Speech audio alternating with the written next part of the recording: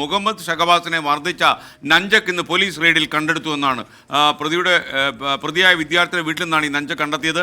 ഈ നഞ്ചക് ഉപയോഗിച്ചാണ് ഈ ഷഹബാസിൻ്റെ മിഡിലെ ഒബ്ലങ്കറ്റ് അടിച്ചു തകർത്ത് തലച്ചോറിൽ 70% വരെ പരിക്കുണ്ടാക്കാൻ കാരണമായത്.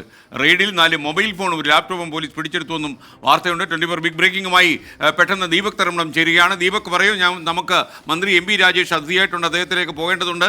ആദ്യം ഈ വാർത്തയുടെ വിശദാംശങ്ങൾ പെട്ടെന്ന്. അതെ എസ് കെ, എം പി രാജേഷിലേക്ക് പോകുന്നതിന് മുമ്പ് പ്രധാനപ്പെട്ട വാർത്ത നമുക്ക് അറിയിക്കാം.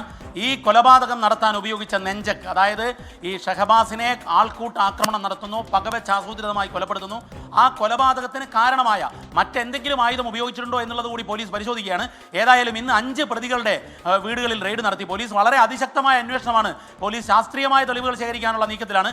അതിൻ്റെ ഭാഗമായി 4 സ്ക്വാഡുകളായി പോലീസ് ഇന്ന് റെയ്ഡ് നടത്തി. ആ റെയ്ഡിലാണ് ഒരു വിദ്യാർത്ഥിയുടെ വീട്ടിൽ നിന്നും ഈ നെഞ്ചക്ക്, അതായത് തലക്കടിച്ച് ഒബ്ലാങ്കട്ട പൊട്ടിച്ച എസ്കേൻ പറഞ്ഞ പോലുള്ള നെഞ്ചക്ക് കണ്ടെത്തി. മാത്രവുമല്ല, സംശയാസ്പദമായി ഈ ക്രൈമിന് ഉപയോഗയുക്തമെന്ന രീതിയിൽ എന്തെങ്കിലും തെളിവുകൾ കിട്ടാൻ സാഹചര്യമുണ്ടെന്ന് ഉറപ്പിച്ച് 2 മൊബൈൽ ഫോണും ഒരു ലാപ്ടോപ്പും കൂടി പോലീസ് കസ്റ്റഡിയിൽ എടുത്തിരിക്കുന്നു. അത് ഫോറൻസിക് പരിശോധനയ്ക്ക് അയച്ചിരിക്കുകയാണ്.